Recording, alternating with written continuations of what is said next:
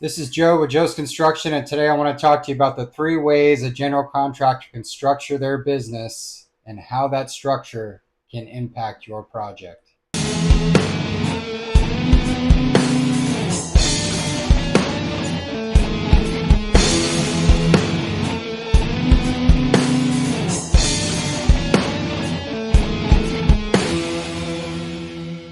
All right, so what are the three structures of a general contractor?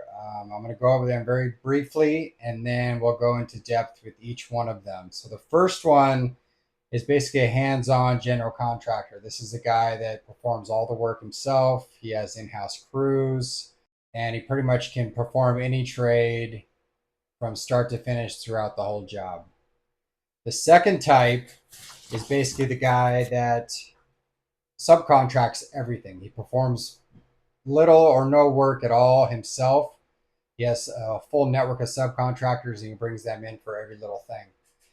The third type is a hybrid of the two, right? So this is a guy that comes in, he can do some work, but the larger stuff, he will subcontract that out to specialty contractors. So I wrote a blog about this a couple weeks ago, but I just wanted to take an opportunity to kind of go into a deeper dive on each one of these three categories to go into some more details and describe a little bit more of the benefits of the pros and cons for each one of them. So, a hands-on general contractor.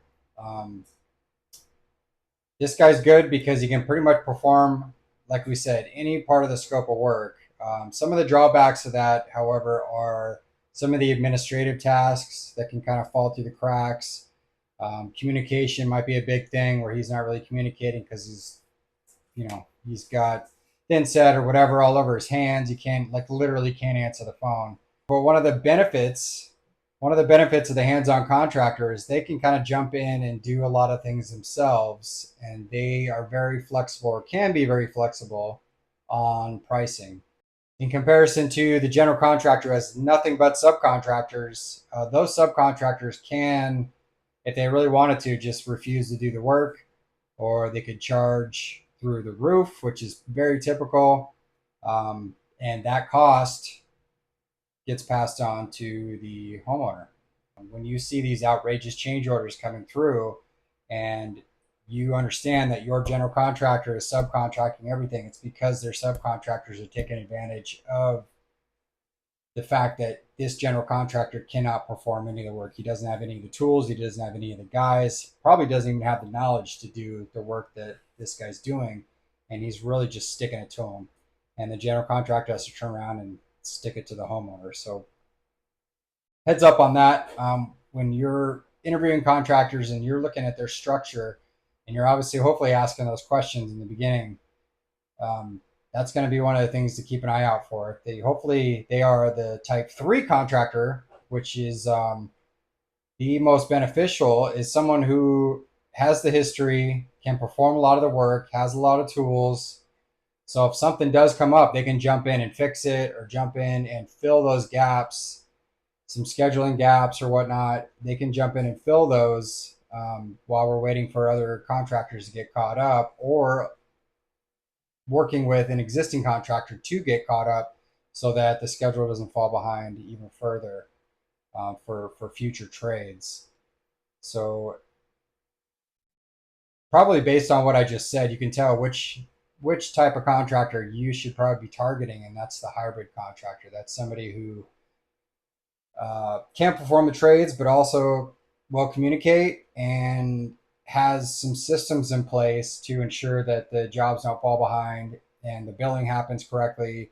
And so, one thing that a lot of people don't realize is that a general contractor, a B licensed contractor, is actually limited to the number of trades he can perform on a job. Uh, the qualifier for a B licensed contractor is structural framing, and then up to two additional trades in total on the job. Anything beyond that, they actually have to subcontract that out. So technically, a B licensed contractor, a general contractor, cannot just perform all the trades on a job. So structural framing, and then up to two other trades. So electrical, plumbing, drywall, plumbing, electrical, drywall. Anything else beyond that needs to be subbed out to a specialty contractor. So the way we're structured here at Joe's Construction is we are a hybrid general contractor. We know how to perform multitude of trades. We have all the tools, been doing this for years. But we also have a lot of the systems in place to make sure that projects don't fall behind schedule. We overly communicate at times. And that's because we want the client to feel comfortable with everything that's going on in their house. We're more about the experience than we are about anything else. Obviously, the finished product has to be of the utmost quality, but right behind that is the experience. If turns out you have an amazing kitchen, it's everything you've always wanted, but you were just drugged through the mud for 6 weeks to get you there, then you're really not going to enjoy it as much as if the experience was good along with the quality of construction. So give me a call. Let us know how we can help. We're always here to help, and we're happy to help. So